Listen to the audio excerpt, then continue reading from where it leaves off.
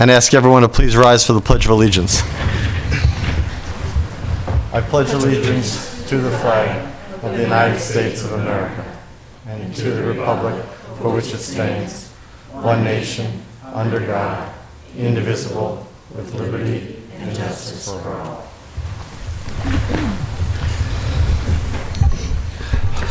Good evening, everyone. Welcome to our last episode of 2014, if we can think about it that way. I want to wish everybody who celebrates a happy first night of Hanukkah. Any public comment from the board this evening? Just one remark. I wanted to mention that last Saturday, a group of Lunenburg residents, along with the junior ROTCs from Monty Tech, conducted a Salvation Army boot drive, or voluntary toll, at two major intersections in Lunenburg.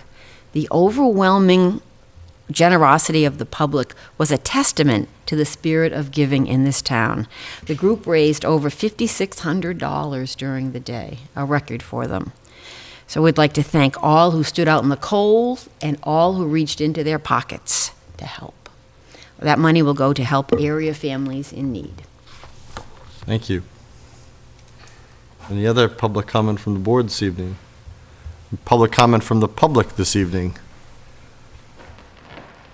Mr. Luck. Good evening. I'm sure you will appreciate that I'm here with a little anxiety since most of you and many people in the audience were here the last time I was in this meeting room with you all, and it didn't go so well.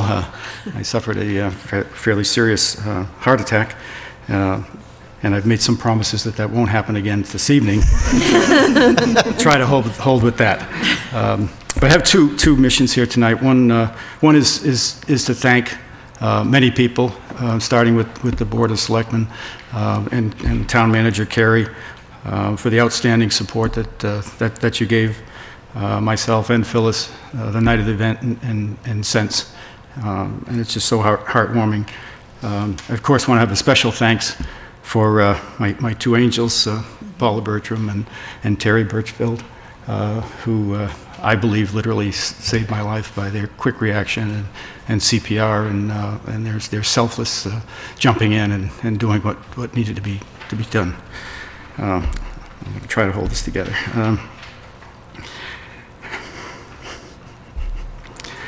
And I think part of the reason that I'm able here to talk to you tonight and not have some more serious damage is because of that quick reaction.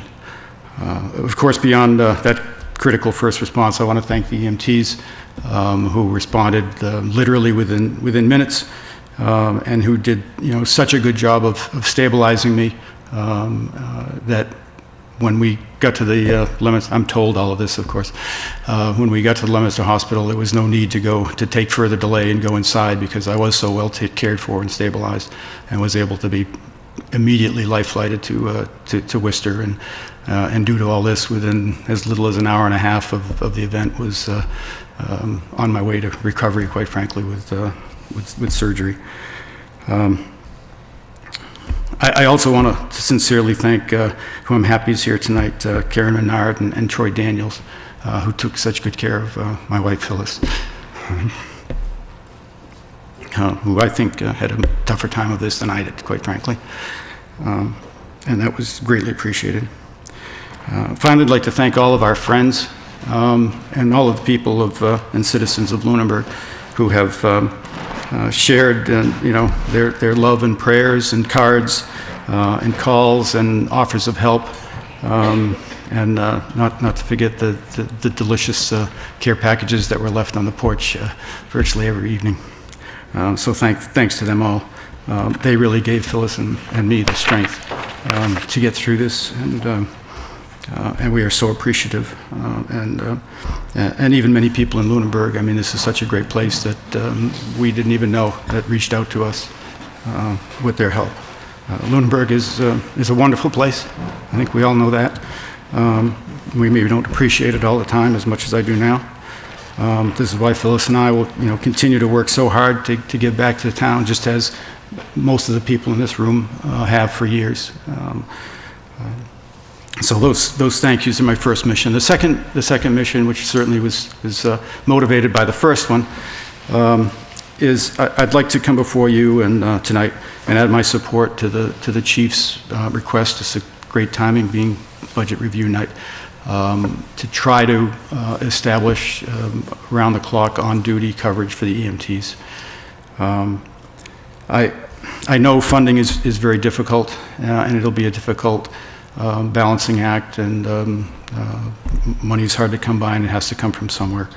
But there are some things I'd like to share, probably not so much with the people here, because I think you know, but maybe with the people at home that you may not be aware of, and I was not aware of until just recently. First, we don't have full-time coverage. I think everybody's aware of that. What I wasn't aware of is that we only have coverage from 6 in the morning till 6 in the evening, Monday through Friday. So less than 50% of the time do we have anyone on duty. The other thing that I mistakenly assumed, knowing that we didn't have full-time coverage, was that we somehow had on-duty coverage due to neighboring communities or private entities. But now realize that when we don't have on-time coverage, we're fully dependent on on-call. And Chief Sullivan has very good historical records, and I now realize that due in the on-call events, which is more than half the time, it could take as many as 16 minutes additional time for the first responders to get to the person who's having an event. And 16 minutes doesn't sound like a lot, but I can tell you 16 minutes can be significantly different, not only to the person of the event, but the person's loved ones. I think this is, particularly interesting and relevant when you put into perspective that, we have an aging population. We have people that are every year in more need of these services and in need of timely services. That as little as 4 minutes, that after 4 minutes of an event like myself, of lack of oxygen, oxygen to the brain, that brain damage occurs. So 4 minutes, it's a fraction of the 16-minute delay that could occur. Also, there's another scary statistic, is that every minute of delay reduces the survivability rate by 10%. These are very scary things. And again, given our aging population, I think we need to try to figure out how to do better for our people in town. Not everyone can be as lucky, as I was, and to be surrounded by such capable people, having the EMTs be training that night. If this happened at 7 o'clock at night, they would have been off duty normally. Fortunately, they were in training and were able to be here quite quickly. If I was at home, I may have a tough time even being here tonight talking to you to get that kind of response. I simply ask on behalf of all of the citizens that the Board of Selectmen, the Finance Committee, who's here tonight, with the help and understanding, quite frankly, of the other boards and departments who would be affected by moving money around, but with their understanding and clearly the voters' support, that we all find a way to get better coverage and take better care of our citizens. And every life is precious, and I know that more than ever now. And it's not just the people affected. It's the multiplier of all of their loved ones and all of the things and all the people around them that are deeply affected when these things happen. So please, this is a good night. I'm sure I will see people trying to do this, but I know it takes the whole community to support it. And again, I thank you all. I thank Lunenburg, and God bless you. Thank you. I want to say two things. First of all, that you came up for two reasons. So first one is, I'm glad to hear you advocating for what you did, and during your recovery, we spoke about that actually the very next meeting, and we've talked about it in the past at town meetings. I certainly am a supporter of it, and it is purely, from my standpoint, purely a budget issue. And as I try to explain to people, as you just did from a first-hand point of view, is that really it's a matter of, it's dollars versus lives, and people make that choice. And I hope I hope that we do get to the 24-hour coverage, because you're right, every life is important, and we should be addressing that. As for your first point, I was glad that you were able to give your first point so you could bring your second point in person. And I'm glad that nobody was reading your first point. So, and despite your promise, we are going to keep an eye on you for the rest of the meeting and for a few more meetings just to get our footing, okay? But thank you for sharing that. Yes, and you got a great seat right in front of the fire chief. So, any public comment, further public comment from the public? Hi, my name's Donna, and I sent all of you an email Thursday night using the email addresses on the town website. I'm wondering if any of you got it? I did get it. Okay. Well, the reason I sent it and the reason I'm here is because if you've seen in the news lately, we have a heroin epidemic, and overdoses are going through the roof. Fortunately, the ambulance has Narcan, which reverses the effect of an opiate overdose. But our first responders, the police department, they don't have Narcan, they don't have training to administer it, and I think they really need to.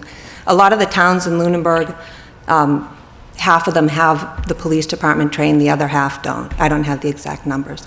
But I think that it really ties into the time frame. Like, someone I know personally and very close to me, fortunately overdosed on a weekday at 4 o'clock.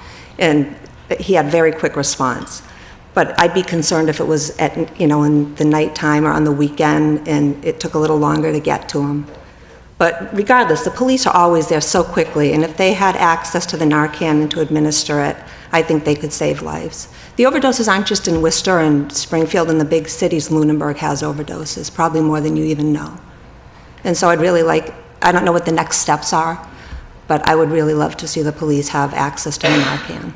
I did receive your email, and thank you for it. I just have not, I have not had the time with everything else going on to meet with the town manager and speak to the chiefs, but it was certainly on my list, and so I'm glad you're coming forward.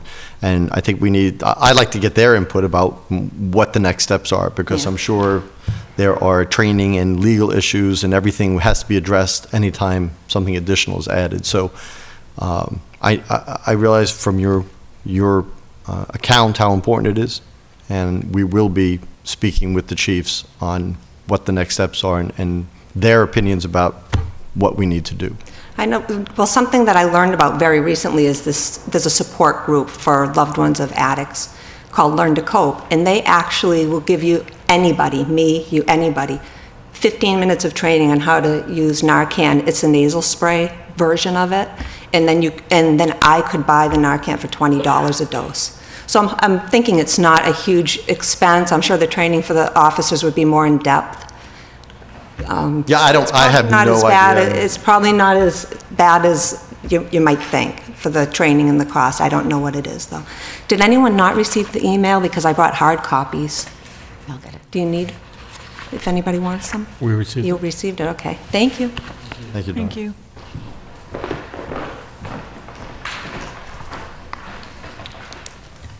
Okay, we have a request to approve a change of manager for Melendez Magana, Inc., doing business as Dario's.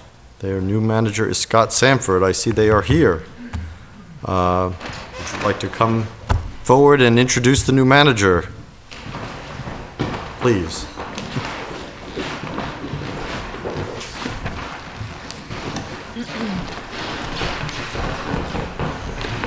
Hi. Good evening. Scott Sanford, look. Actually, you probably already know me. I own Import Domestic Auto on Summer Street, and I've got a few other businesses. So I'm just coming on to help Elmer out. Okay, I see that we have in our packet a vote of the board to change that. To make that change, we have the application, we have the payment. Yes. Is everything else in order? Yes, it is. Okay. I guess we usually ask people, are you tip certified already? Yes. So, no other changes in the business, right, No. Elmer? Any questions for either the owner or Mr. Sanford? I just have one. As you mentioned, you have some other enterprises in Lunenburg, and according to the application, you plan to spend 20 hours per week on the licensed premises. I'm just wondering about the coverage when you're not there. If I'm not there, Elmer or his wife will be there, so there'll be ownership presence at just about all hours. Okay. Anybody else have any further questions? Then I would entertain a motion on the request to approve the change of manager. I would make a motion to approve the change of manager for the business doing business as Dario's, and the new manager will be Scott Sanford. Second. Any further discussion? All those in favor, please say aye. Aye. Aye. Opposed? None. Good luck. Thank you. Thank you.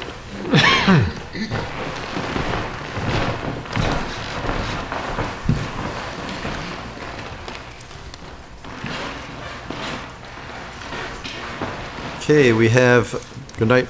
We have a recent a review of survey results for increased MART transportation. Do you want us to go to the joint meeting and do that after? We can, how long do you think the discussion's it's going to be? quick. It's the only, It's quick. what? So let's do it now. Okay. I gave everyone a copy, sort of under their nameplates.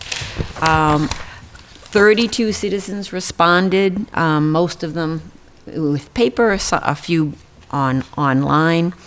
I've given you the comment sheets that we received. Maybe 11 people put their name on it.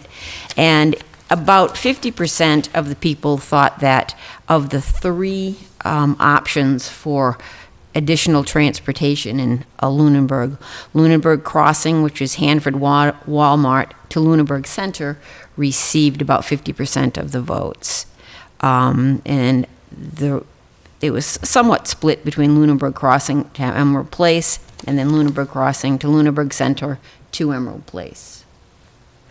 We've, and in the bottom, we asked people to choose up to 6 different times that would work for them for their routes, and it looks like that's pretty evenly split. In thinking about it, it may make the most sense to pick, morning hours and later in the day hours for commuters, potential commuters. At the next meeting, we can discuss the quotes that we received from MART. When I talked to the people at MART, they came up with fairly similar prices because with the 20-minute loops, they had more runs than on the 30-minute loop. So you could get it for some coverage for more or less the same money. And they said that they would tailor the route to our needs. So it could cost, up to $40,000 and, down to much less. And remember the money that we pay to the MBTA supposedly is reduced, so it isn't, if it was $40,000, it would be minus the MBTA money, so it would be about $10,000. But we can do it so that we get under that window so that there is no additional expense, hopefully. But we can discuss that at the next meeting. I just want to ask you one quick question, unless I'm not understanding this, but the third option in the loops, the Lunenburg Crossing to Lunenburg Center to Emerald Place, basically incorporates the top two, right? So if we did that one, everyone would be included. Yes. Okay. And a loop to go around from Lunenburg Crossing, now this is just me, but Lunenburg Crossing to Lunenburg Center to Emerald Place, back to Lunenburg Crossing, that takes 30 minutes? How long are they stopping at each of the stops? I'm assuming that's included. They said they did trial runs. They must, I'm assuming that's waiting, because that's not terribly far. Right. For a half an hour, even at 30 miles an hour. But, okay. And I gave you an additional sheet that kind of tells you the coverage we have now. There are 2 routes that serve Lunenburg. And one's the Lunenburg Crossing route, and one is the Whalum Summer Street route. The people that commented said they wanted to be able to get to commuter rail, right. And both of these do. It's, it's not speedy or direct necessarily, but they do get to the commuter rail services, the intermodal in Fitchburg, and the commuter rail station in Leominster. Okay. Mr. Chairman? Mrs. Bertram? Under the updates, I was going to comment on this, but I think it ties with Mrs. Luck's report in that right now, Montechusett Regional Planning Commission and the MPO is in the middle of looking for comments on the Montechusett Coordinated Public Transit Human Services Plan, and that public comment period is until January 13th. And this plan, the purpose of this plan is to identify gaps in coverage. And within the plan, it is noted already that there is a need for expanded services to other communities. It says, actually, expand service between Fitchburg, Leominster, Gardner, and neighboring communities. Given the comments that have just been shared, which majority of them note the need for a connection to the commuter rail line, I would recommend that people go online, take a look at this plan and submit any comments, because obviously if there's an overwhelming response from Lunenburg that there is a need for that service, hopefully that will happen. Yep. And I would also ask members of this board to take a look at it, and my hope is that we as a board can submit a letter requesting expanded services, or at least an investigation into expanded services, because obviously there is a need for our citizens. Is there a website? It's on the mrpc.org, and it's right on the front page, so there's a link. There's also a survey, a regional transportation plan survey, so both of those links are on the MRPC website, and I would urge people to take a look at them and fill them out. If we send a letter or notify them before January 20th of our intention to add services, they will be able to take a vote at that meeting, and they could supply the services and get them up and running in a couple of weeks. They meet quarterly, so if we miss this one, then it's the next March. Okay. Well, I don't want to rush it just to get that. I want to make sure we do it right. Mm-hmm. I mean, it would be nice if we could do it right and do it early too, but. Right. I appreciate that. So yes, we will put that on. This is good information. Of course, all of us will read that, and I'm starting to think that this is a workshop day, a workshop period to do this over an hour and a half, because it's going to be looking at scheduling and costing, and not going to be easy to follow from a television standpoint. So. If we could just add it to one of our agendas or workshop or whatever before the January 13th deadline, I just would like something from this board. There's only one meeting. Okay, so if we could add it to that. Well, there's probably two meetings. I think there's two in January. The 5th and the 12th, right? 6 and 13. 6 and 13. So the 6th, if we could put it on the agenda for the 6th, if everybody could take a look at the plan and any. Oh, for the MRPC For the MRPC thing. Okay, sure, thing. Yeah, sure. for the MRPC thing. So is that a workshop or? No, No, that's we're just going to discuss it at that meeting. I'll have to look and work with the town manager, see if we can have a workshop. What did you say, before January 20th? January 20th is the next meeting. I will say right now, it may be tough. It may be unlikely, but we'll see what we can do.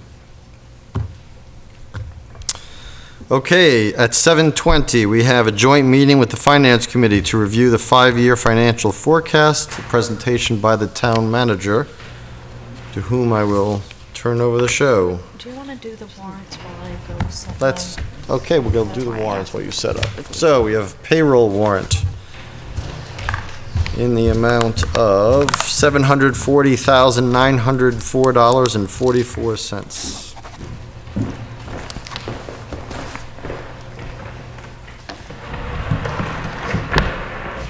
Payroll deduction warrant in the amount of $522,200.98.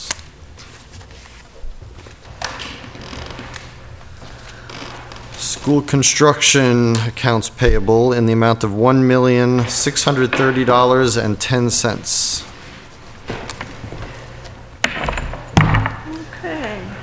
And an accounts payable warrant in the amount of $223,737.47.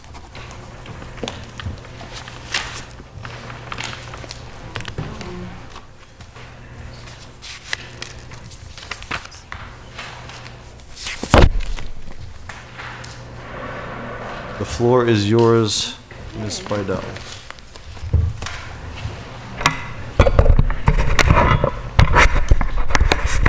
Thank you and good evening. I'm so excited to have so many people here. We have several new faces with us, some new members of the Finance Committee, a couple of new department heads. So I'm going to try to go through this presentation at a pace that people who are new to the process are comfortable with the information, but people who have been here for years and years aren't going to be too bored. There are two handouts this evening. Hopefully everybody has those. There is a copy of the presentation, and then there's a copy of the financial forecast document itself. Both of them are on the web, and we are obviously broadcasting this live so people at home can look at that. So the first thing, and I apologize, my back is to you. I think maybe we need to have Loxie have one of her classes look at how to set this room up for a presentation because it is the most awkward room for a presentation. So the first thing that we want to look at this evening is why we go through this process. Why do we do a 5-year financial forecast? And the reasons are pretty clear and pretty simple. It's part of our best management practices for financial management of the community. It's required by our charter, and it's something that bond rating agencies look upon favorably, and that's awfully important to us now as we go through the process of borrowing for the school construction project. And I might remind you that we currently carry a AA plus bond rating, which is up 4 notches in the past several years, so that is of significant importance to us. It saves us money as we borrow for any project, but an awful lot of money as we borrow for a project as large as the school building project. And so another important thing to keep in mind is there's a difference between forecasting and budgeting. Forecasting provides a long-term and comprehensive financial perspective on service delivery, and we use both data that we have on hand, and we have to make several assumptions, versus a budget, which is a specific plan for a 1-year period. So a forecast for a longer year period with many more assumptions versus the specific process of budgeting. There are several goals of forecasting, including gaining a long-term perspective and a basis for planning, to determine whether or not there are fiscal problems on the horizon. We do that by looking at trends. It gives us a time to plan for change. We do this in advance of our budgeting process. We take a look at where we think our revenues will be next year and 4 years out, so that if we see something that doesn't look right, that we have time to make a change rather than just trying to do that in the budget. I mean, we spend an awful lot of time working on the budget, months and months and months, but you know, even as you go through that budget process, that it's hard to make changes even in those months of reviewing the budget. So this gives us an opportunity to step back a little bit and take a bigger picture look. And then finally, it also reinforces the need for long-range considerations during the annual budget process. Not that we ever do that, but sometimes things come to a head, and you might try to put them into the budget and then not necessarily realize all of the long-term consequences of that or impacts. Potentially, you might have something, there might be a grant opportunity that looks good and you take advantage of that.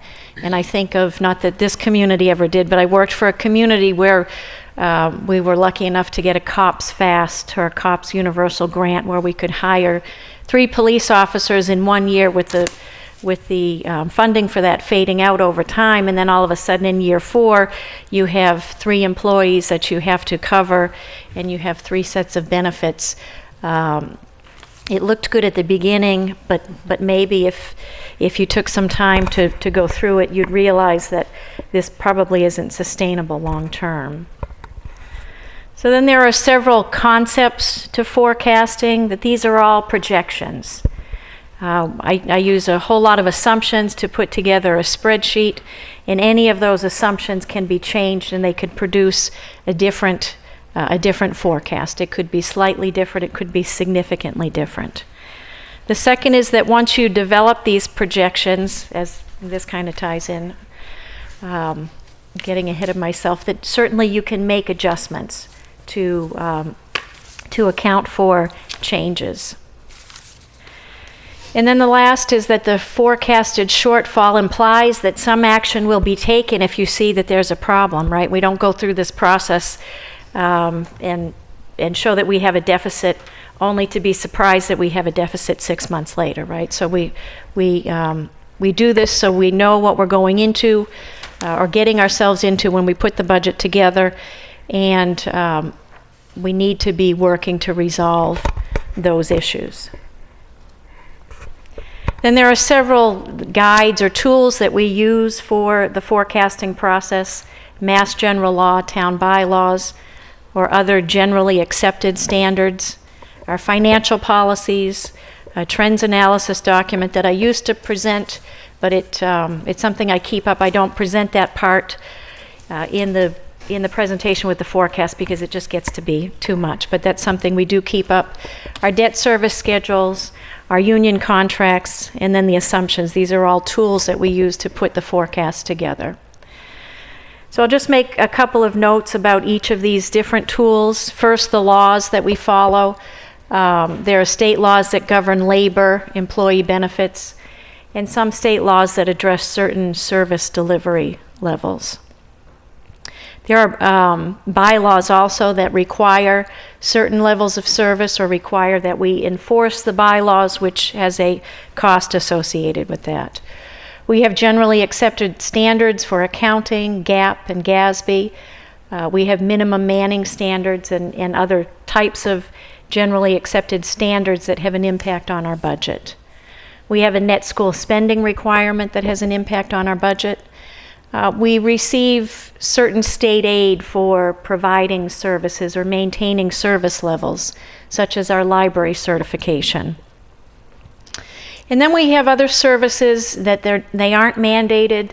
They're maybe less affected or not even affected by some of these state laws or maybe not so much town bylaws, but they're services that are important to people. And some of the things that come to mind are Council on Aging. There isn't necessarily any mandate to have a Council on Aging or the services that they provide, but think about how important those services are to some of our most susceptible members of the community. Public safety. We don't have a mandate to provide public safety necessary, but how important is public safety? The services our police and fire department provide. In public works, again, we don't necessarily have a mandate for services provided by public works, but how important is it for our roads to be passable, especially in the winter, for people getting to work and going about their day, and also to provide public safety services. I'd like to make note of the financial policies. The Finance Committee and Board of Selectmen spent a significant amount of time updating our financial policies that were approved just a few months ago, and they address the stabilization fund and our general reserve account, free cash, capital projects and purchases, and borrowing and debt burden. I mentioned the financial trends monitoring report that I used to present. We do maintain that, but again, not necessarily present that in its entirety. Other things that we take into account are the union contracts and existing debt service schedules. Those are things that we have to provide for. Those are contracts that were negotiated or with debt service schedule, votes taken by town meeting, that we need to account for the cost of those within the financial forecast. So all of the data that is gathered by using all of those tools is put together in the forecast document to make assumptions about revenues and the future of the local economy, about service levels and the cost of those service levels. In the financial forecast document, there is a one-page detailed list of the assumptions. I won't go through all of those this evening, but there's certainly something that you can look at, and I am available to meet both with the Selectmen and the Finance Committee to review those in detail, because all of those assumptions are the basis for the deficit that we're going to talk about. And again, changes can be made that can affect that, but the assumptions are my best estimate on what I see for revenues and what I think the cost of services will be in the next 5 years. So before I go through the expenditures, I thought, rather than keep people waiting about how big is the deficit going to be, or if there is going to be a deficit. There is going to be a deficit, and I think we will talk mostly about fiscal 16, but you'll see a little bit about the out years. The projected deficit for fiscal 16 is just under $1 million. And I think I said to Loxie and maybe a couple of other people, I was so excited that it was only $1 million. I think we've done a lot of hard work over the last several years, and I remember when we didn't even have to try so hard, and it was twice that. So it was, I was pleasantly surprised that it was only about $1 million. That being said, I don't see any way to make up $1 million. So that is obviously disheartening. What I did do this year, which I did last year, and it seemed to be helpful, is to identify target budgets. So I went from the forecast for 16, looked through everything, and then created target budgets, which produce a deficit of about $250,000, which is much easier to deal with, and about where we were last year, and last year we were able to overcome that deficit. But you can see as you move out that in fiscal 17, and the deficit projection for fiscal 17 and beyond, it builds on the original 16 forecast of $1 million deficit. So you can see in 17 we're looking at almost 1.9 million, and then rising to almost 2.5 million by 2020.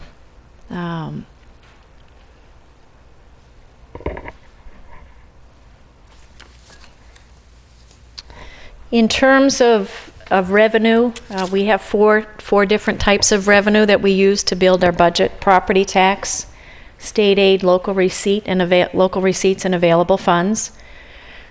In terms of property tax, we are allowed to raise property taxes by 2.5% each year. We do make an estimate for new growth, and that estimate for fiscal 16 is $175,000. And it may end up being higher than that. We do have Building 4 of Tri-Town Landing that will be going under construction this fiscal year. So presuming that happens, we will have some new growth from that. Probably not 100% of that building as we go into fiscal 16, but something. It's just too early at this point to estimate what that would be, so I'm carrying an estimate of $175,000. We also add in taxes that we raise over and above Prop 2.5 for voter-authorized exempt projects. We have in the estimate for 16 right now $360,000 in additional revenue for tax exempt for exempt tax. That takes into account the $9 million borrowing that we've done for the school building project, but it does not yet take into account the proposed $22 million borrowing, which we expect to do in January. So once we have the data from that borrowing, that will be built into the budget, but because it's exempt tax, while it will cost the taxpayers, it won't have an impact on the operating budget because we will raise whatever we need to pay that debt outside of the levy limit. Because we expect to be borrowing in January, the first tax or the first payment associated with that will be July 1st, 2015. So we will see essentially the full impact of the school construction project in fiscal 16 based on the construction and the need for cash for that project. And then state aid is the next largest category of aid, and honestly, I really had half a mind to leave this slide blank because I'm not sure what's going to happen with the state.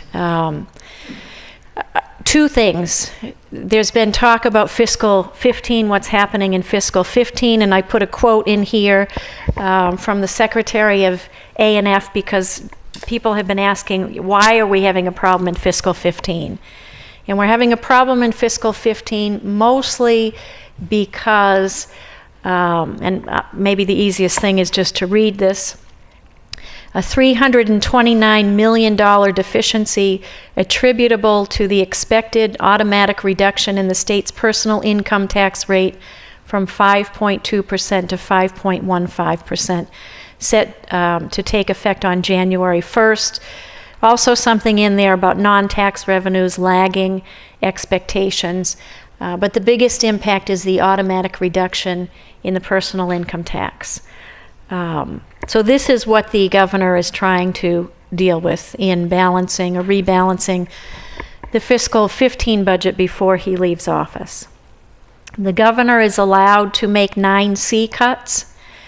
And he has, and the 9C cuts that the governor has made, to the best of my knowledge, that will impact us are to the special ed circuit breaker, to charter tuition reimbursements, and public libraries.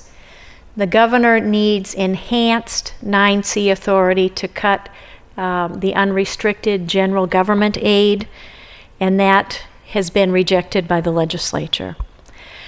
So I'm not 100% sure what the 9C cuts, what the impact will be to the town of Lunenburg. I think in initial consultation with the superintendent, the special ed circuit breaker, 10,000 is what we're expecting to see as a cut there. I don't know about the charter tuition reimbursement, and I don't know for sure about the cut to public libraries. I know statewide the cut to public libraries is $300,000, so I'm assuming our share of that will be fairly insignificant. We receive about $14,000 from the state for public libraries, so hopefully any cut will be pretty insignificant. The enhanced 9C cuts that the governor is trying to make, it looks like the impact would be close to $50,000 on the unrestricted general government aid, but again, he does not have the authority to do that. He needs the legislature to approve, and the legislature has been pretty strongly opposed to that, so hopefully that will continue. As you know, it's very difficult for us to address budget cuts mid-year, mostly because we have to make any budget adjustments through town meeting, and we don't have a town meeting until May. So while the state can cut their budget any day of the week, the impact to municipalities is significant because we don't have that same flexibility to rebalance our budget. As far as I can tell, there has been no consensus revenue hearing. It's been a standard practice of one of the joint legislative committees to have a consensus revenue hearing in December. I actually went to that last year, or to part of it, and it was very helpful in hearing what the state is thinking in terms of state revenues and state expenditures, but that didn't happen this year. We will have a new governor in a few weeks, and we really don't know what will happen with state aid, either with fiscal 15, assuming he's left with something to budget, to balance in fiscal 15, or what he's going to do in fiscal 16. So what I have done is I have assumed a 2% increase in Chapter 70 and a 1% increase in all other accounts. And this increase is not inclusive, or this results in an increase of $126,000 over fiscal 15, but it does not include the Chapter 40S funding, which I'd like to spend a minute talking about. So Chapter 40S is smart growth revenue. Municipalities that have a smart growth zoning district are eligible to receive an annual reimbursement from the state for educational costs for students living in a smart growth development, which are over and above the revenue that is generated from the development. So there is a process that the state goes through where it looks at what the costs are associated with the students living in that development, and then it nets out additional property taxes, motor vehicle taxes, and any additional Chapter 70 that the town would receive from those costs, and comes up with what the impact to the town is to educate students that live in a smart growth zoning district. We had tried this year was the third year that we tried to apply for these funds. We were told in the prior 2 years that we weren't eligible to apply, or that our expenses to educate didn't exceed the revenue. I'm not sure I believe any of that, but we weren't able to apply. But this year we were able to apply. But we have yet to see the spreadsheet that the state put together. So I'm only explaining what this process is based on the way that it's been explained to me. But I'd like to see the data behind how the calculation was made. So the new revenue that the town received in 40S was significant. It was about $183,000. Let's see. $183,618, a very significant amount of money. But we were notified, or we received a payment in our first quarter, right? Yeah, November. So we received that money, notice of the award and the money in November, which really gives us no opportunity to be able to program that money. Certainly, we didn't know about it for annual town meeting, and had we known about it, it could have been used to supplement the school's budget. But we didn't know about it, and the way that the process works is we're not ever going to know what we will receive in the fiscal year in time to program it at the beginning of the fiscal year, or in advance of the fiscal year. So this is somewhat of a dilemma on how we're going to deal with this. What I have proposed in the forecast is that because we know we received $183,618, that going into fiscal 16, we make an appropriation from free cash in that same amount to use as a funding source for fiscal 16. Because we won't know until November, a year from now, what we received for fiscal 15 to be applied in 16. So if somebody has a better idea, I'm happy to take that into consideration. The problem is if we make an estimate of what we would receive, if we don't receive it, then we have a problem.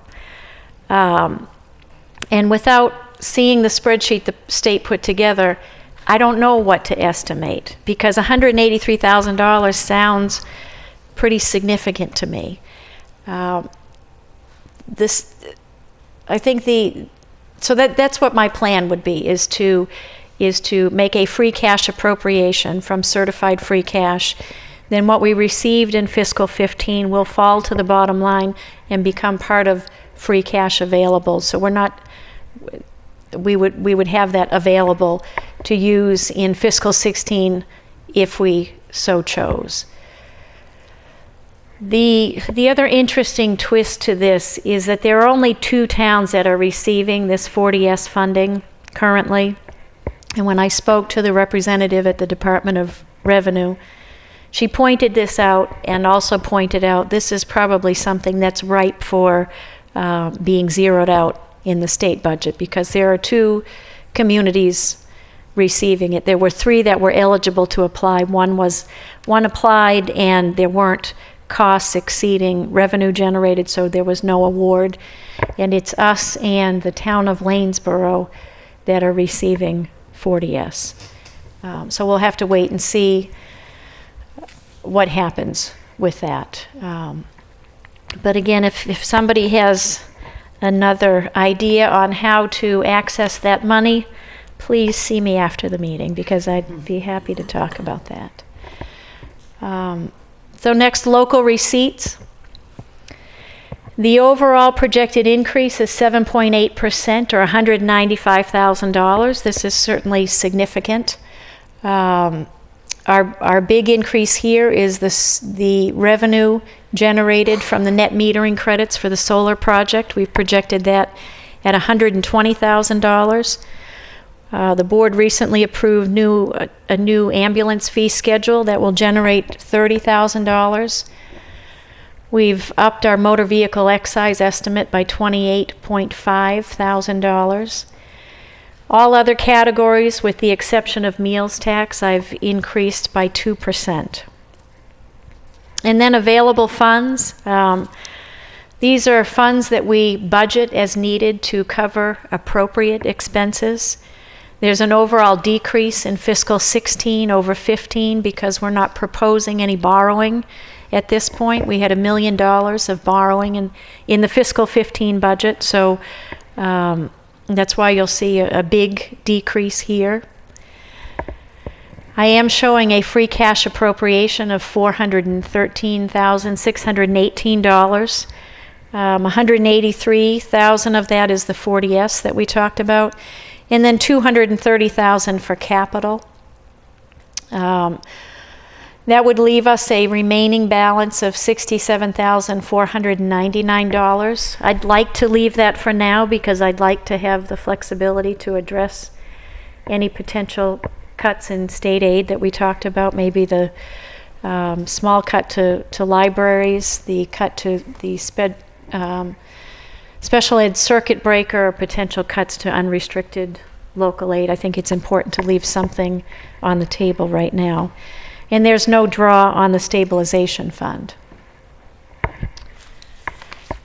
So the forecast document in terms of expenditures, as we mentioned, we have to adhere to our financial policies. We need to make a deposit to our stabilization fund to maintain the required balance there.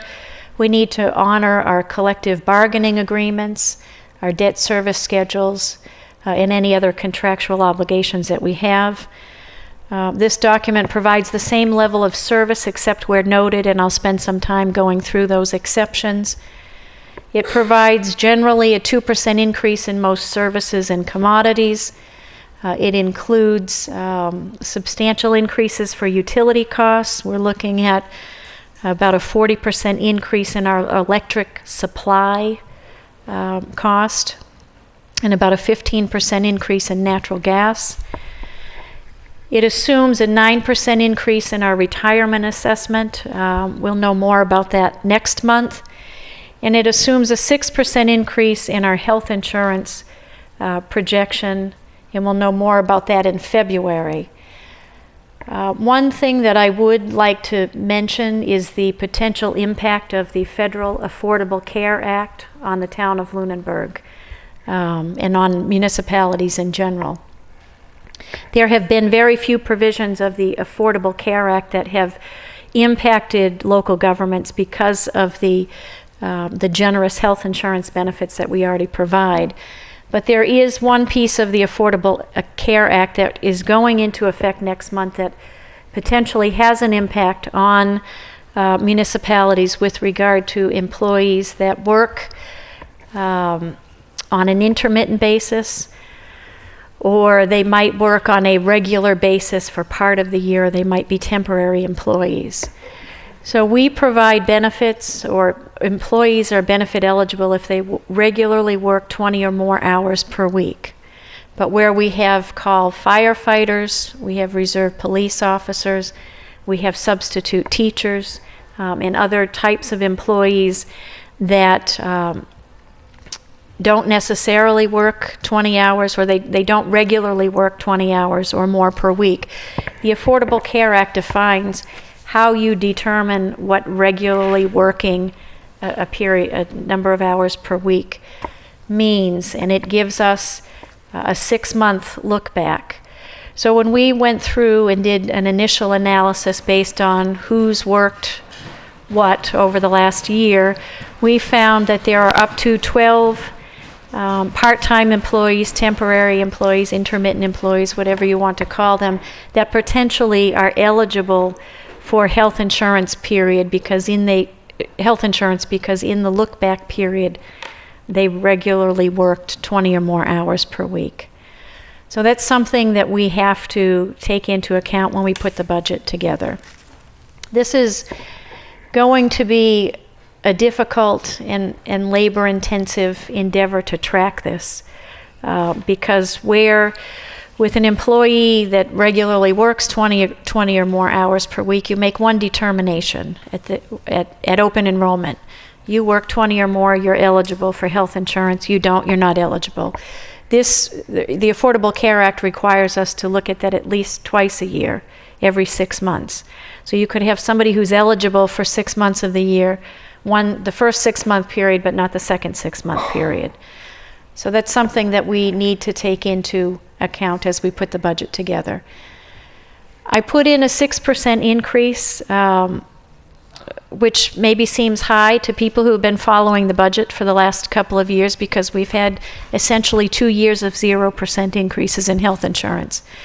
The first due to some changes that we made in our level of benefits. And last year, some smaller changes, but due to, what our trend, our utilization trend has been. That's not going to continue indefinitely. So at this point, I'm projecting a 6% increase. I think it's important to note that even with the 6% increase in fiscal 16, the employer's share of health insurance costs will be at the same level as where we were in fiscal 13. And I'm not sure there are a whole lot of towns out there that saw a decrease in what they were paying in health insurance, but because of the very good relationship we have with our Public Employee Committee, which negotiates health insurance on behalf of employees, the relationship that the Board of Selectmen has with the committee, we've been able to negotiate lots of mutually beneficial changes to our health insurance plans that have kept the increases in health insurance very minimal, and that's been of substantial benefit to the town and the budget in the long term. So here, 2 charts. The one on the left is the forecast. According to the forecast, what we would see for increases in each of the areas, about $1 million in education, and that's Lunenburg Public Schools and the Monty Tech assessment, about $550,000 in public works, about $350 in public safety, about $360 in exempt debt service, $157 in health insurance, and then 100 or less in a few categories. If you move to the right side, the target budget, in order to reduce that deficit from just under $1 million to about $250,000, the proposed increase for education, $779,000, $350 for exempt debt service, just under $300 for public safety, about $175 for public works, just under $150 for health insurance, and then some other smaller categories. And I'll just take a few minutes to go through some of the areas where the projection is for, or where the most impact is for projected increases. In Lunenburg Public Schools, I've used a 6% increase, which is based on the superintendent's very initial budget. This increase would be for staffing due to increasing enrollments, including the addition of paraprofessionals at all 3 schools, a maintenance worker, and additional staff in the Office of Special Services, funding non-resident student services within the operating budget to account for increased health insurance costs. And then just a note which is of importance is that the budget increase is projected at about 3.5% if we don't take those additional staff positions into account. Obviously, with increased enrollment at the schools, there is a need for increased staff. So we can't just say we're going to solve our problem by not addressing any of that increased enrollment and increasing needs within the school. So right now in the forecast, we're projecting 6% for Lunenburg Public Schools. For public safety, I've separated this out by police and fire. For police, the projection is an increase of about $128,000. This would provide the same level of service, but would fully fund the level of service that we provide. One of the things that we have been doing to balance the budget in the past is trimming back on overtime, trimming back on wherever we can, essentially, and hoping we have a good year. We routinely exceed our overtime budget in both the police and fire department. This would provide funding so that we wouldn't, assuming that our fiscal 16 is typical for what we have seen in the past, we wouldn't be scrambling at the end of the year trying to find funding to cover overtime. Same thing with lockup. We've routinely exceeded our lockup budget, so I'm looking to add some funding there. I'm also looking to increase the desk officer, what we've called the desk officer or the backfill for the dispatchers, Monday to Friday, 7 a.m. to 7 p.m. Right now, we cover that as best we can, but there are many shifts that can't be covered due to funding, and as we get closer to the end of the fiscal year, it gets harder to cover that. So we need some additional funding there to be able to guarantee that service 12 hours a day, Monday to Friday. And then the balance for contractual salary increases. In the fire department, I'm looking for proposing increased funding in the amount of about $212,000. Essentially, this would provide 24/7 ambulance coverage with 2 per diem fire personnel. The proposal for the per diem, the net is about $200,000. That takes into account an offset. Currently, we're funding some of that because we have to call people in at certain times. So there's about $48,000 of callback that has been backed out of, that we're using to fund this as well. If we have the people there, we don't need to call people back. I think it's important to note that per diem staff is likely not a long-term viable solution.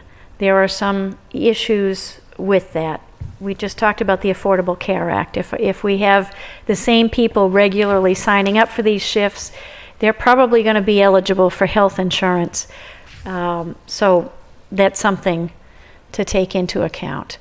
And I'm sure the chief would much rather have full-time career staff paying benefits as opposed to per diem staff paying benefits just for the scheduling purposes.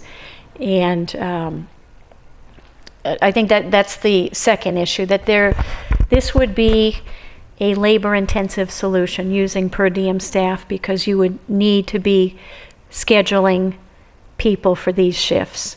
And you would regularly, there would need to be some part of every week dedicated to scheduling people for these shifts as opposed to career staff where you work a set schedule.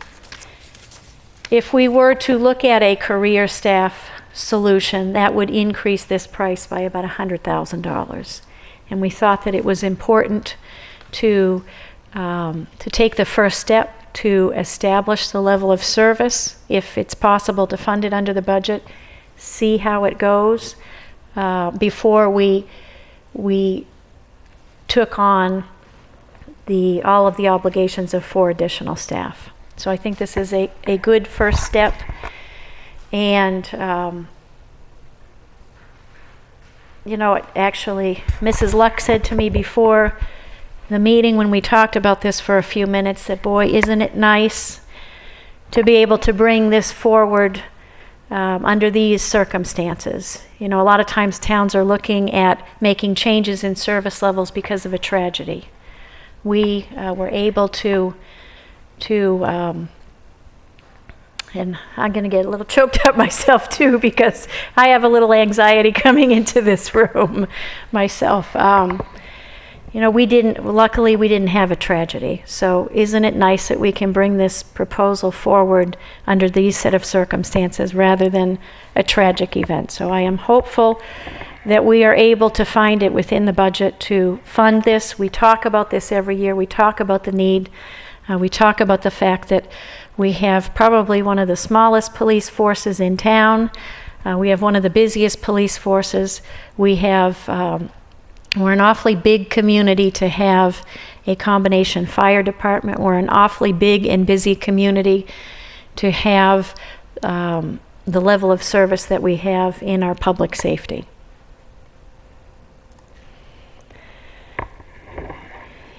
So in our Department of Public Works, I've also included a substantial increase in 3 different areas. First, stormwater management projects. I've put a placeholder in the forecast for $100,000 in the budget. This is something that will continue, a reoccurring expense, and this would be to address stormwater management projects. Somewhat undefined at this point because we are not quite sure what our obligations will be, but we certainly need to be planning for them. The second area is hazard trees. I've included $20,000 here, and again, this would be an annual expense. The first step would be to develop a priority list of trees for removal and to remove them in a systematic manner. We have a number of hazard trees that anytime we have a storm of any significance, we have trees down, and these trees are probably trees that should have been taken down in advance of a storm. But we operate our program on a reactionary basis, and we need to be more proactive. And this is a first step there. And then last, the pavement management plan. Deferred maintenance on our roads impacts the useful life of our vehicles, our equipment, our buses, and even, I've told you before, the post office is not particularly happy with the condition of our roads because it impacts their vehicles. It impacts their ability to provide their required level of service delivery. We have an approved pavement management plan. It calls for $1 million worth of spending each year.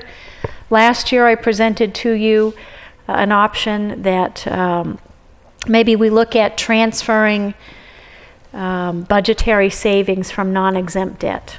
That as we pay off our non-exempt debt, that we just move that into our roads, and that would be one way of increasing our level of funding for roads. Because of the decisions that were made with the budget last year to finance the fire truck and to purchase the lane property, we won't see any budgetary savings until 2020. But I think at that point, we need to be transferring budgetary savings from non-exempt debt into roads. In the meantime, we have to figure out how we're going to deal with this problem. In fiscal 14, we've always spent our Chapter 90 money on roads. We've always spent at least in the last several years, about $425,000 on roads. In fiscal 14, we put an additional $107,000 in the operating budget to increase our total expenditure up to just under $530,000. In the current fiscal year, we added $241,000 to that, so that brought our total expenditure up to $660,000. The forecast calls for an additional $600,000 in funding to get us to that $1 million mark. I don't see how that's possible this year, but I think we need to continue to make progress. In the target budget, I've increased the operating budget portion of this to $250,000, so it's a slight increase over the current fiscal year. I'm hoping that we'll be able to do better as we get further into the budget process. And then in terms of general administration, these are the offices in Town Hall and the Ritter Building. I've also included, so Town Hall and the Ritter Building. The projection under the 16 budget is for an increase of $67,000. This would fully fund the land use director for a full year, creation of a chief financial officer position, which is allowed for under the charter. This really would just be added responsibilities to the current position of town accountant, and then reinstatement of the assistant to the town manager position on a part-time basis. There are a few things that aren't included that are important. What's not included is the full cost of our OPEB liability. OPEB is the unfunded liability associated with benefits that the town provides to retired employees. And the largest portion of this is health insurance. So we pay the current cost of health insurance through the employer's share of premium for retired employees. We pay that for active employees, but what we don't pay is the benefit that is accrued by current employees who will be eligible for benefits upon retirement. So it's similar to the unfunded pension liability, but this is related to benefits, health insurance, life insurance. Those are the two. So if we were to fully fund on an annual basis what our liability is, that is, what is our current cost and what is the accrued benefit, it would be about $3.6 million. What we pay is the actual cost of 1.2, leaving an unfunded liability of $2.4 million. At some point, the town needs to decide how it wants to go about addressing the unfunded liability. Certainly, I could have thrown that $2.4 million into the forecast. Obviously, that doesn't make any sense, right? There are a number of communities that are beginning to fund their liability at something, not 100%, but something. So I think it's important for the selectmen and the finance committee to talk about what that something means for the town of Lunenburg. Because it is going to be important to fund that. It's going to be important to have a plan to maintain our bond rating, because bond rating agencies want to know what are you doing to fund your unfunded liability, your unfunded OPEB liability. So that's something that I think we need to start talking about. The second thing that's not included, I've called it a realistic expenditure for capital. Some people may differ with that, but the forecast and what our typical level of spending has been is about $600,000. And our requests just for roads is $600,000. But our requests going forward for capital for fiscal 16 almost 1.8 million, in 17, 3 million, in 18, 2.6 million, 19, 1.7, and 20, 1.6. This is typically what we have seen, at least through the time that I've been here. The requests for capital expenditures have been around $2 million per year. Now, I think you could have a debate on, should this item be requested in this year? Should we be looking at a fire truck in fiscal 18 versus 19? I mean, I think you could spend time debating that. What I don't think is terribly useful is to spend time debating, do we need a fire truck? Do we need to replace fire truck? Do we need to maintain our roads? Do we need to keep our buildings in good repair? Do we need to replace equipment? I think you could move items around, but I think if you look over a long term, you would see that the capital need is more than $600,000 per year. So I think we need to spend some time talking about how we are going to address the town's capital needs. We've talked in the past about borrowing. We have in the past borrowed for capital. We borrowed this past year for capital. I think there are times when it makes sense to borrow for capital, and I think in the times that it makes sense to borrow for capital, we need to take a serious look at borrowing for capital. These capital items, by definition, have a useful life of something more than a year. So it doesn't necessarily make sense to incur all of the expense for a piece of equipment that is in service for 20 years in 1 year. The other item that isn't included is Town Hall, but Town Hall could be expanded into the old primary school and the Ritter building and the Brooks House and and some of the other buildings. It's our buildings, our municipal buildings, that either aren't being utilized or aren't being utilized to their highest potential. That's something that needs to be addressed. There is funding in the capital request for fiscal 16 for a building reuse study that will help us identify what we need to do. But we certainly can't, we made an awful lot of progress in buildings over the years, but we can't forget about Town Hall. We can't forget about these other buildings. They are definitely need our attention. And then finally, before my voice goes, the next steps, we certainly can have additional discussion either at the Board of Selectmen meeting, Finance Committee meeting on the assumptions. If either group is interested, we certainly can talk about them in detail. I need to continue to work on our revenue estimates, specifically state aid, as the governor's budget becomes available next month. We need to have our departments actually prepare their actual requests. These forecasts are based on assumptions that I make based on talking with department heads, but they will go through a process of preparing their own requests. We need to receive our insurance renewals and other assessments. In terms of starting the fiscal 16 budget, I have, in consultation with the Finance Committee, decided to move up the issuance of my recommendation from February 15th to the 6th of February to give the Finance Committee time in February, March, and April to review the budgets so that they are able to give each of the departments the amount of time that they need.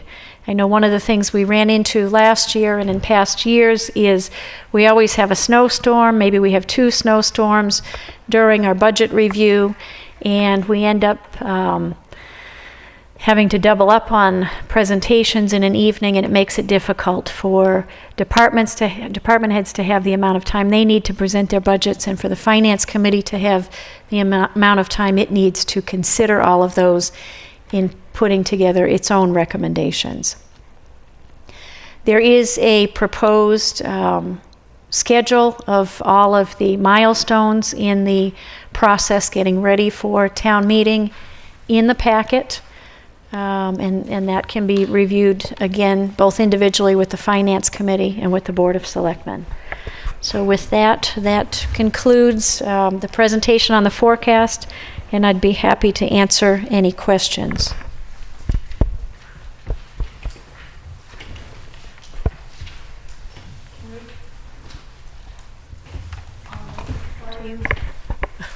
I think we're going to have to. You could just repeat the question if you want. Okay, I'll repeat the question. On the interim forecast, did you account for the fire positions as full-time positions going out in 2016? Or is that still assuming the day staff? So the question is, in fiscal 17 and beyond, what did I account for in terms of staffing for the fire department for the 24/7 coverage of the ambulance? I have just included per diem at this point.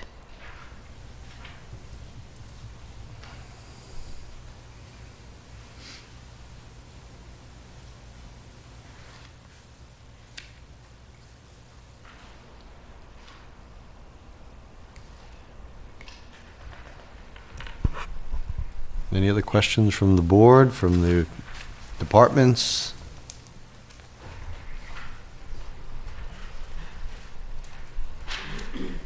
Mr. Chairman, Mr. Ebersol.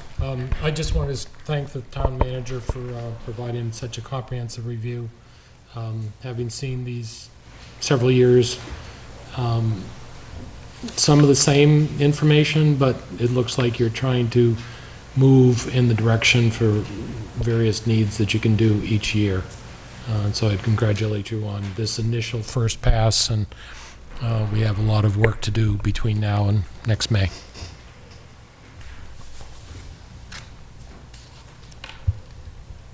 I guess I would offer the comment, I guess I should have recorded it 5 years ago and 4 years ago or 3 years ago, last year, that first of all, in regards to what Mr. Ebersol said, I certainly thank you for a very full presentation.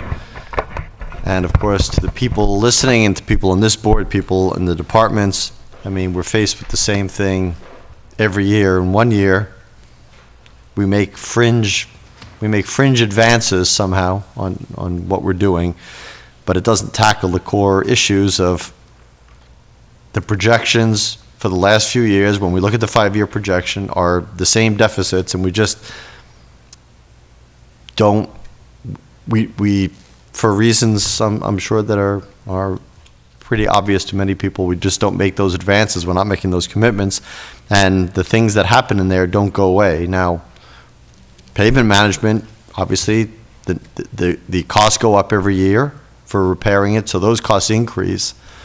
But some of the other things that we're looking at could result in really large issues happening, some of which were talked about at the beginning of this meeting when it comes down to public safety. So nothing I haven't said before. You know, we really have to be serious about how to address these. And otherwise, this 5-year forecast for all foreseeable future will be exactly what we just saw here. That we make little edge things, and we certainly fill in spots, but we don't make core changes and core advances of the larger items year after year. So.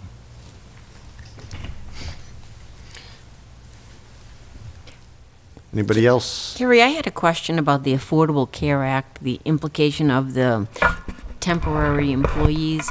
How does that work if they're eligible the first 6 months of the year and not eligible the last 6 months of the year? I guess I don't understand how that works. Well, we're not 100% sure how it works either. We're trying to understand how it would be implemented. But based on what I've heard, we're essentially going to be looking for this group of employees. Their eligibility is a 6-month window, not a 12-month window, so we're doing that twice a year. Now, what I'm not, and I think it's the same for everybody. I think we're just looking at, July to December, January to June. I don't think it's a rolling 6 months. That would be really hard to implement.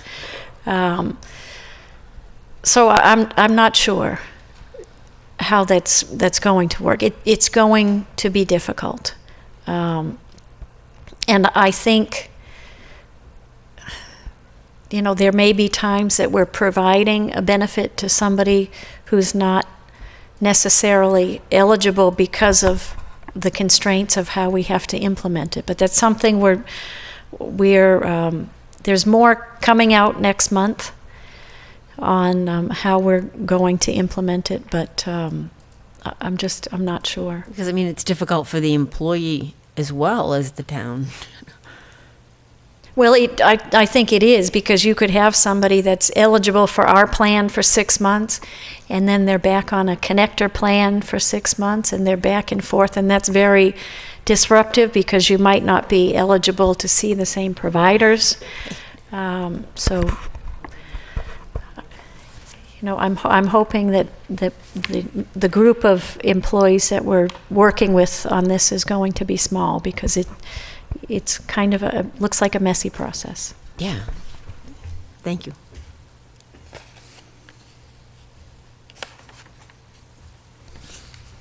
No one else? Again, I thank you for a very good presentation and for all the data on both of the documents. And thank you for all the departments and all the members of the boards and committees and commissions who came out tonight to listen to the town manager's presentation. I know it'll be, this is kind of the kickoff, informal kickoff of the budget season. And I know on the flip side of the new year, everybody will be rolling up their sleeves and going to work on FY16. So thank you.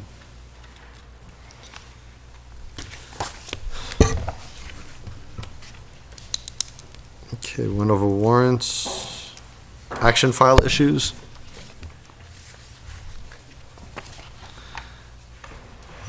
Committee reports, Board of Health, No report?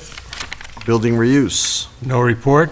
Capital Planning, Capital Planning met this afternoon prior to this meeting, and we're just about finalized with our prioritization of requests, but as the town manager pointed out, the requests total up to $1.7 million, which is quite beyond what the budget expectation is. So now the hard work begins as we pass that along to the town manager and the finance committee.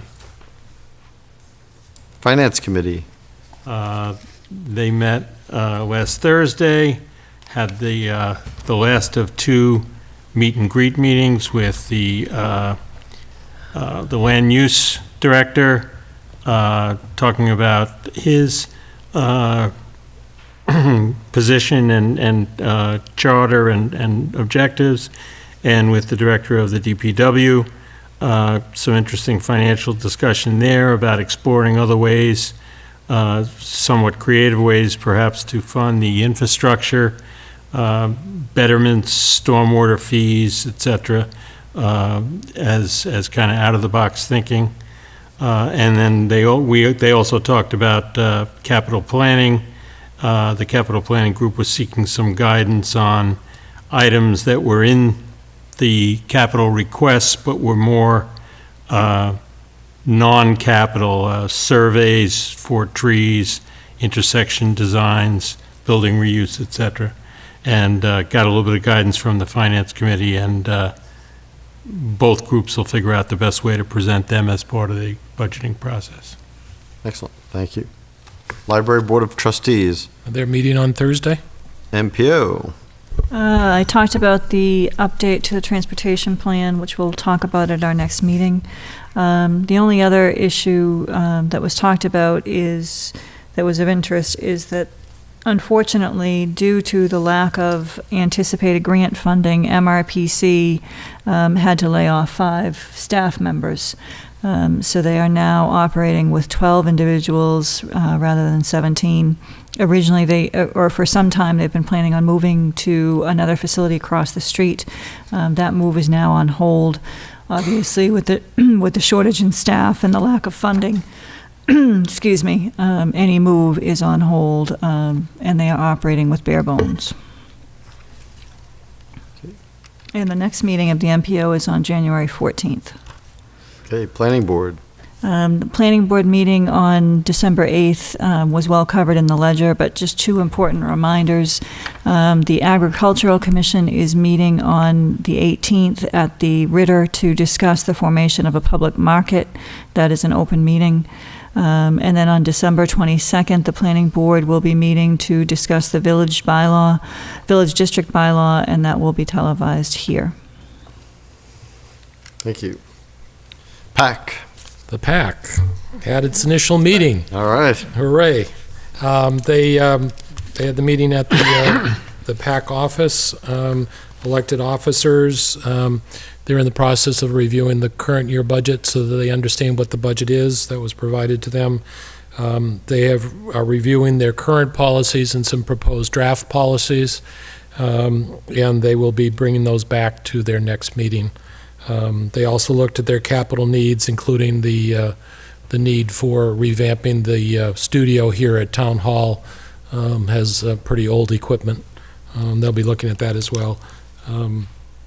I reminded them that they would be part of the budget process this year, even though it's within their funding and it's not going to come out of the town funds. They would be part of that process, per the revised bylaw. They are still looking for 2 additional members, and they are trying to be creative about trying to find some of those along the way we have. Okay. I was going to mention that, and while we're talking about vacancies, the FinCom still has 1 vacancy also, so anybody interested in joining Public Access Cable Committee or the FinCom, please fill out a talent bank form. PAC is obviously just getting back to meeting, and the FinCom, this is a great opportunity to get in at the beginning of the budget season instead of during it. So if you are interested in serving the town in either of those 2 capacities, fill out a talent bank form at the town clerk's office or online and submit it to us so we can schedule an interview. School committee. The school committee is going to meet tomorrow night. Some of the items of interest on their agenda are the disposition of 2 portable classrooms at Turkey Hill and at Passios, discussion of the Passios boundary, the superintendent's recommended budget for FY16, and the administrator's staffing requests for FY16. Excellent. School building committee met last Wednesday, and basically we discussed the large part of the meeting was discussing the final bids that came in for the GMP, the guaranteed maximum price, which were very favorable. So they came in much under what was the allotted budget. So we were able to discuss some items that were removed from the initial consideration because of budgeting constraints. So we are discussing those. None of them have been finally determined to what the actual cost would be. And the savings, of course, that we saw in the difference between the budgeted amount and the final GMP are obviously split returns. Some of them would be town funds and some would be from the MSBA. So we had a lot, which, how much funds was coming from what, and anything we put back in to see would they be at the same rates. So we're working out those details then. We also talked about the continuing construction at the site, which of course, as I said last week, the metal work continues and the finalization of the foundations and all the backfilling is being completed. So everything is on track and on or under budget. So it's very good right now. Haven't been any complaints addressed by abutters or neighbors. So the project is going very well thus far. So. Great. And of course, as Mrs. Luck said about the Passios boundary, that was something that was discussed, and we're awaiting what the school committee is going to determine on that issue before it comes back to the school building committee, and then I can report back here. One of the items that came up during the planning board meeting, and what was relayed by Adam Burney, was that the school committee had determined that they would not be taking an action on the boundary until such time as the new school was complete. So that was the information that was relayed at the planning board meeting. I don't know if that's accurate. That was not what was discussed at this, what? What? Mm-hmm. It's certainly better than shouting from the audience. So.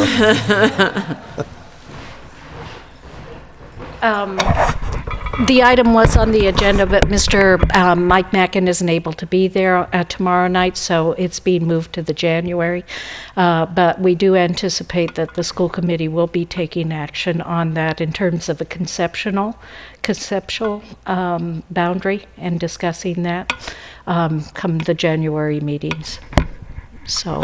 Right, so that was what I was about to say, that it's- I didn't know about the change in the school Yeah. committee, but it was not the impression given by Mr. Mackin at the school building committee that this was going to get delayed till the school was built. No, Well- it is ongoing, and everybody is aware that, people are awaiting that, and so the timeline is still it's on everybody's front burner. Well, that's a relief to hear, because I was frankly surprised to hear that at the planning board meeting. We're not going to delay 2 years.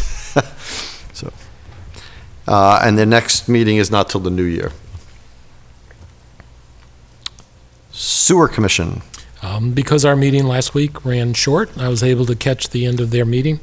They are finalizing the Pratt and Sunset paperwork, all that needs to be done for that and for the grant process so that the construction can start next year. Also, just of note, the Zoning Board of Appeals gave its approval of the Lunenburg Luxury Apartments on Whalum Road and finalized a lesser amount of the sewer fees in order to make the project affordable. So that which is their authority to do, and the amount will not be the full amount, but was more than what the developer originally proposed. Do we have numbers by chance? I know I'm asking you for details that maybe you It's don't have. about 1.1 million compared to the 1.4 million that would have been in the normal Okay. fees and connection charges. And did they detail which one they discounted?